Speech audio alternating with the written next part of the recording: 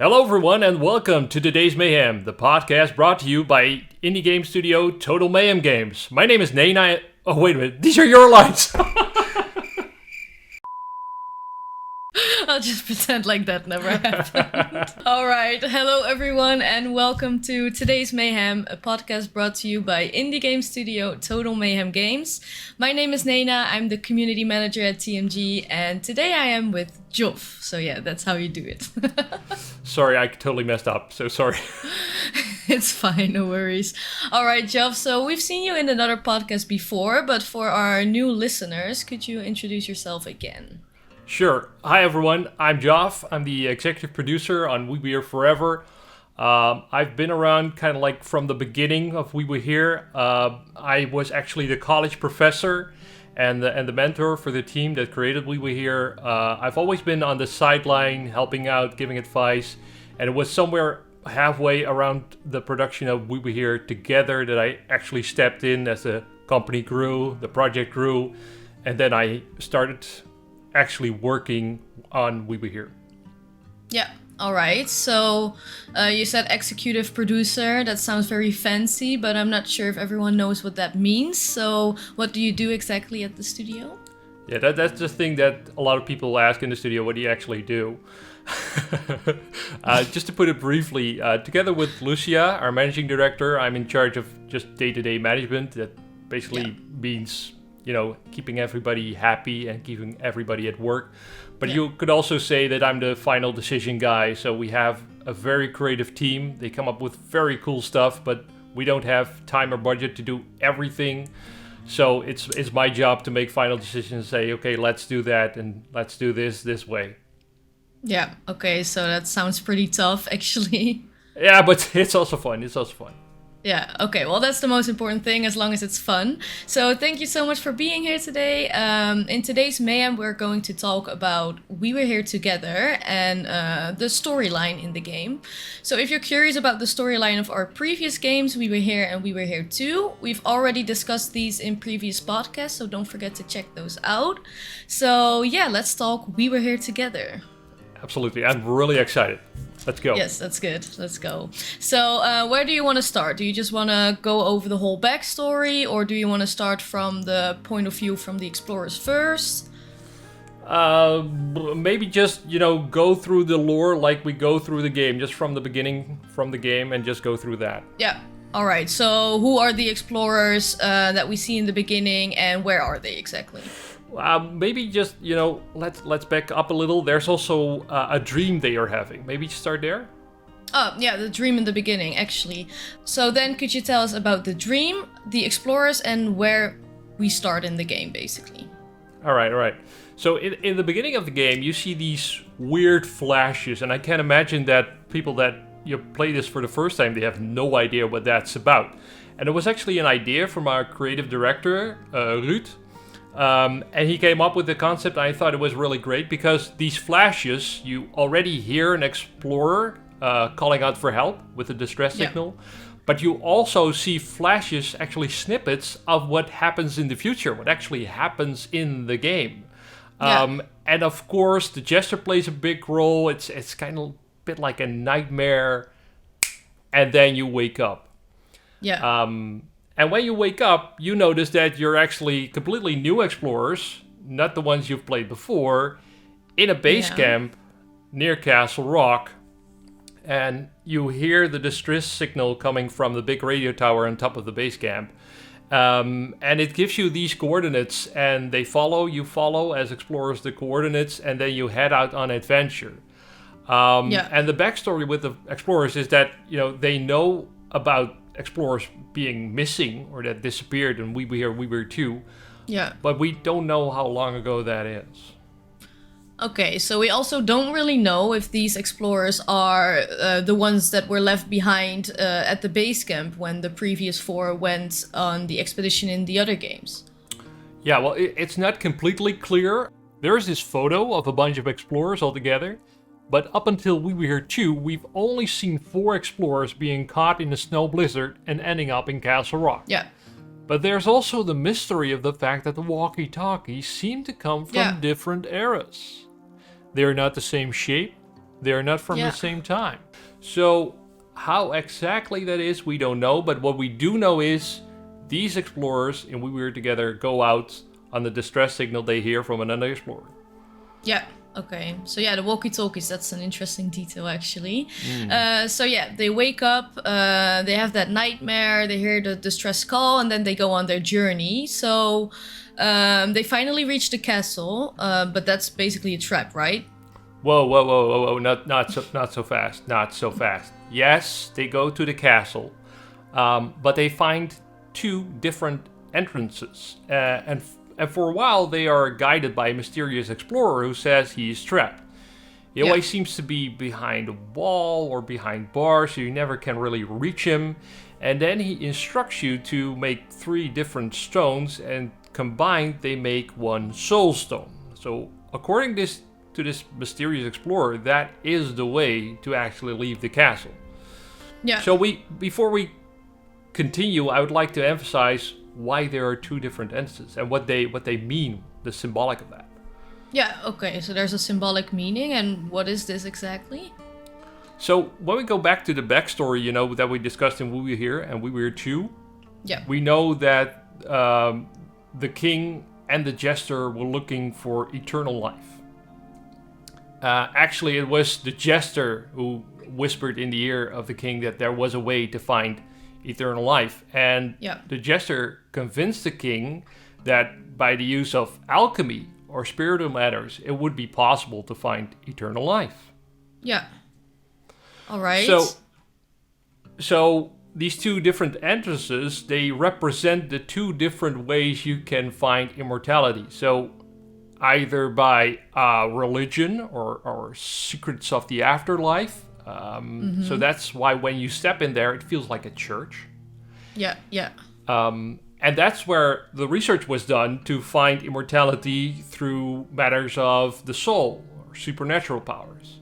Yeah. And the other entrance stands for science, and we call that the Alchemist's Spire. And this tower was built as a place where science was used to find eternal life through physics and chemistry. Yeah. All right. And did any of these sites actually succeed in finding eternal life in the end? Well, the funny thing is, of course, that we discussed that in previous podcast, is the whole process took that long that the king couldn't wait, and he eventually made that pact with the demon. Yeah. But if you see the explorers, how they go through it, you see them working together, using the information from both sides. And that's the lesson, actually. You need some of the materials from both sides, combine them. So this is not the way the king got eternal life, because he made the pact with the demon. Exactly. But it is a way how the explorers create the Soulstone, for example. Yeah. All right. So let's do a little recap. The explorers, they go on their adventure based on the distress call that they get. After some challenges, they find the keep. They end up both taking 2 different entrances, and while following the instructions of this mysterious explorer and using knowledge of both the science and the religion side, they are able to construct a soulstone, right? Yeah, exactly that. And now this is the part where it gets interesting, because past and present now for the first time really hit each other. Yeah, I was thinking about that, like, how do you put them together when they actually have this soulstone? How do they manage to get a soul inside of that?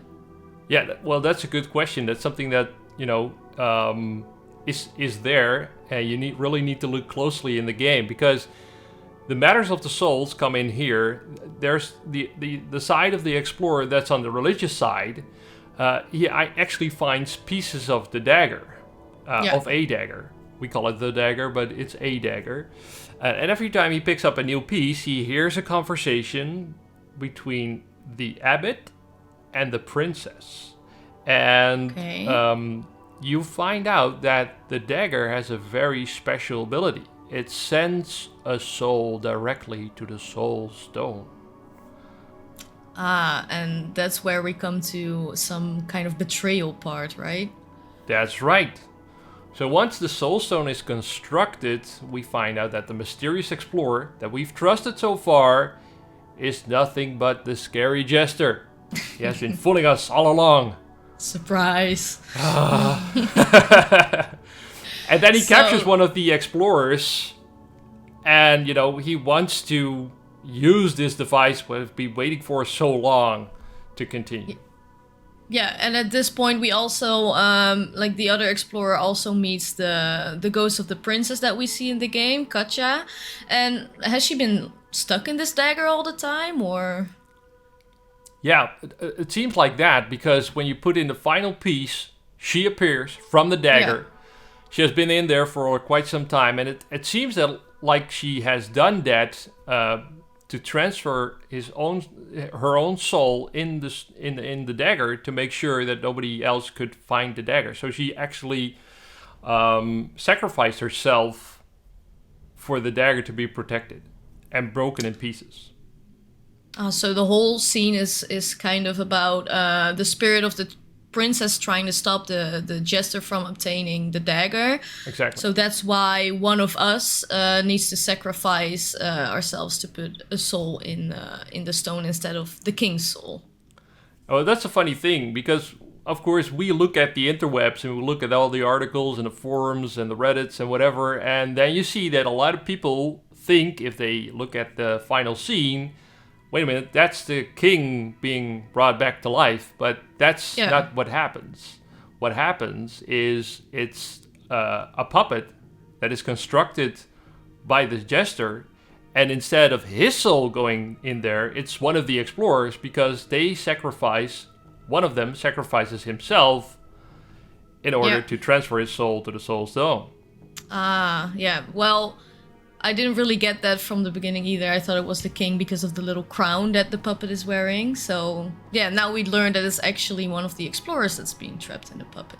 Exactly. Interesting. So, what happens to the other explorer, the one that doesn't get stabbed by the dagger and gets away? Well, we don't really know, and that's the fun thing, because we see in the final shot, we see him using a flare gun, shooting in the sky. Yeah. And that's also a trademark for the We Be Here series, and these flares in the sky actually resembles a kind of a mystery that we want, because you never know when the flare exactly matches a flare you see in another part of the game. Yeah, so then do we also know who shot the flare that we see at the beginning of the game near the wall of ice? Well, wouldn't you like to know?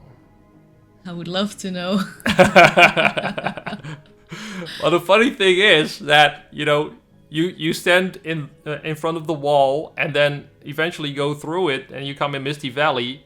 And if you look closely, you can find the flare gun that has been shot, which is actually the same flare gun that is used at the end by the explorer.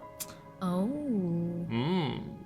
All right. So another mystery. It's not a We Were Here game without a mystery, I guess. That actually brings us to the end of the main story of the game. And I really hope that this podcast, as well as the other podcasts of this mini-series, cleared up the lore of the whole series for our fans. But before I completely let you go, there's one thing I need to ask you as like the voice of the community, basically. Okay, go on. Is there anything that you can tell us about We Were Here Forever? Come on, Nena. We talked about this, okay? We will be giving information really soon, okay? Even if it's just a little tease, like something that we can expect. For example, if the game is going to be as long as We Were Here Together. All right, okay. Here's something, due to the corona pandemic, development has been very interesting, to say the least. And we had completely need to reinvent the way we make games as We Were Here. That's also why we didn't make the expected 2021 launch. But that being said, I noticed that We Be Here Forever is the kind of We Be Here game that we always wanted to make. That's really the feel that we have now in the studio. So one thing that we did during the pandemic is we split up the whole team in several small groups. We gave them parts of the story, parts of the lore, and say, you know, come up with something amazing. And that is what you will notice from We Were Here Forever, is that there are a lot of parts in there that are completely fresh, feel like completely new game, nothing like you've seen before. And there's even more story than there has been ever before. Will it be as long as We Were Here Together? Well, we are currently at the end stage of development, and one of the main concerns that we have now is how long it takes to actually test the game. So I can promise you it will be longer than We Were Here Together. But it will not only be longer in gameplay time, it really will feel as a really big adventure.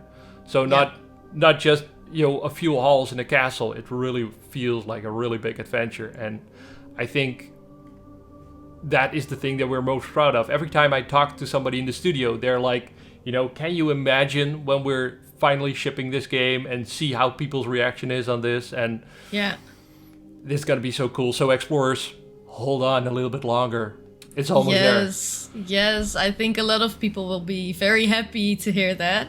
So thank you so much for sharing this. All right. And I will keep you on your promise to share more with us very, very soon. Okay, I promise. Good. All right, so last podcast we asked the community a question. Whose soul gets trapped in the dagger in the post-credit cutscene in We Were Here Together? So, yeah. I was really happy to see in the comments that a few people really got it right, but also other people, you know, were kind of on the wrong path. So it wasn't Jester, it's not the king, it's not even the princess. It's the soul of one of the explorers that sacrificed himself with the dagger transferring the soul to the Soulstone. Yeah, exactly. Me, for example, when I played it, I didn't really fully get that, so that's quite useful to know. All right. So yeah, for the next podcast, we also want to ask you guys a new question. So today's question is, how many iterations of the We Were Here Forever announcement trailer did we actually make before publishing the final version? So yeah, let us know in the comments. But yeah, actually, Geoff, how do we produce something like a trailer, an announcement trailer? Where do you even start? So that's a good question. You know, maybe it's a good time to next time invite our creative director, Ruud Renting, because he's also our trailer guy. And maybe go over some concepts that he made. Yeah, alright, that sounds like a great idea. We're definitely gonna do that. So that brings us to an end of today's Mayhem. Definitely listen to the next podcast if you're interested in discovering more about the We Were Here Forever announcement trailers or the ideas behind our trailers. And yeah, thank you all so much for listening. And Geoff, thank you so much for being here. It was a pleasure. Stay tuned on our channels, because with the release of We Were Here Forever drawing closer and closer, we have a lot more interesting and exciting stuff in store for you guys. So thank you, and we hope to see you next time. Doei.